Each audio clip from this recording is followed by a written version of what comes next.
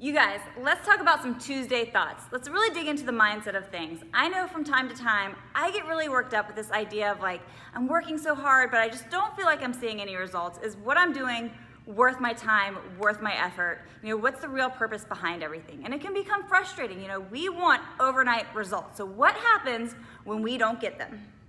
January is behind us. We're no longer using the New Year's to really pursue our goals anymore. Now we've got to find some motivation within.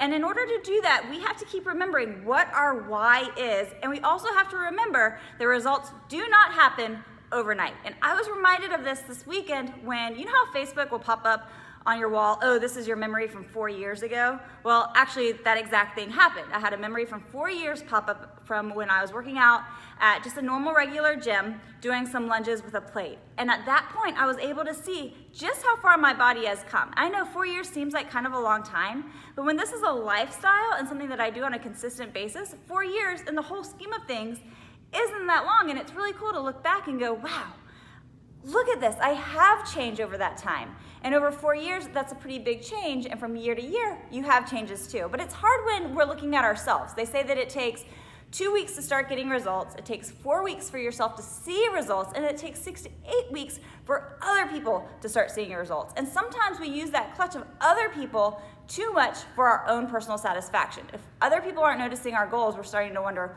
why we're doing it, and it's really easy to find ourselves digging into the ice cream container or eating the whole thing of cookies and pizza and just kind of giving up.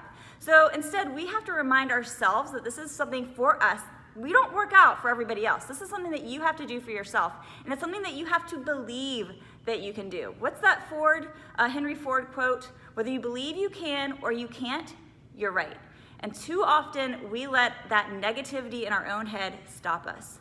Again, I can remember so many times when I would go into a race and be like, okay, this is what I want my goal to be. And at the first sign that things weren't going the way that I wanted them to, I kind of gave up on myself. And then as soon as I crossed the finish line, my husband would look at me and say, what happened? You let your mind get in the way of your progress. And he was absolutely right. And so often we allow that to happen when it comes to our nutrition, our lifestyle choices, and with our own personal workouts. Do you ever cut it short with your workouts, or you grab a lighter weight just because you don't know if you can go with the heavier weight? What's the harm in trying? By going lighter to something that you know you can do, something that's comfortable, that's keeping you exactly where you are right now.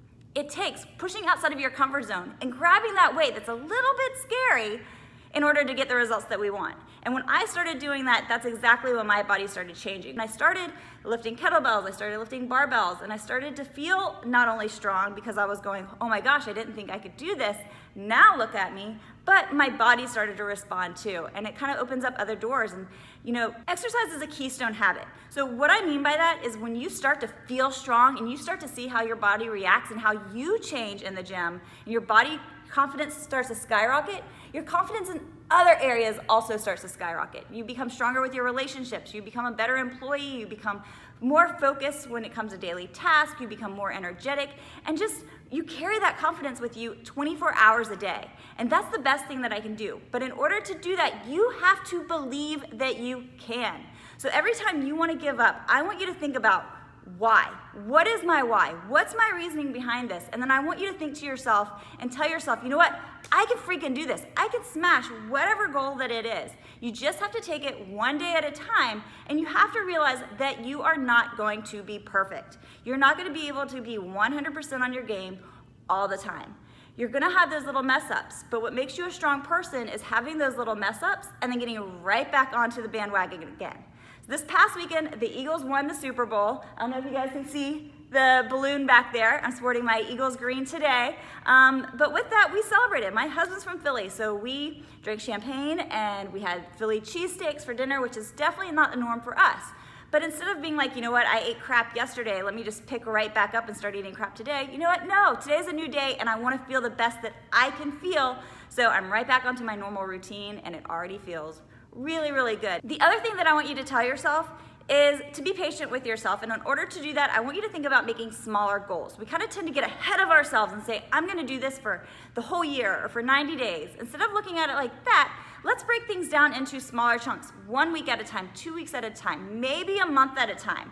Because when you focus on these smaller goals, it makes it way more obtainable and makes us go closer and closer to our overall objective that we want to accomplish, right? That's why I do my monthly goals. You know, I'm well into my push-up challenge right now. It's going really, really well. But if I were to tell myself I'm going to do 100 push-ups every day for the next 90 days, I probably would give up because I'd be like, whoa, that's a little overkill, simmer down, cowboy. But knowing that it's only for 28 days, that makes it so much easier in my head. And I have a little knock-off list, little check-off list that each day I can go, boop, done. And again, seeing those days tick off makes it so much easier on myself. So what I want you to think about is what you can do, and I want you to start focus on actually getting it done. Now there's tons of workouts here at the YouTube channel, but if you want help and you want more inspiration, more motivation, and you want to be held accountable, make sure that you head over to fitwomensweekly.net. You can get started for free training with me. I've got quite a few programs over there to get you started, whether you want to get started with gaining strength through bodyweight and dumbbell programs, or if you want to up the antics a little bit and jump right into kettlebell training, which I do have a kettlebell clinic to help make sure that your form is perfect and make sure you are comfortable getting started with all the workouts. So that's today's episode. It's all about Tuesday thoughts. Think about what you can do. You guys are so much stronger than you realize it. And let's just do it. Just do the dang thing. And then of course, I have to make another little shout out. Shout out, go Eagles.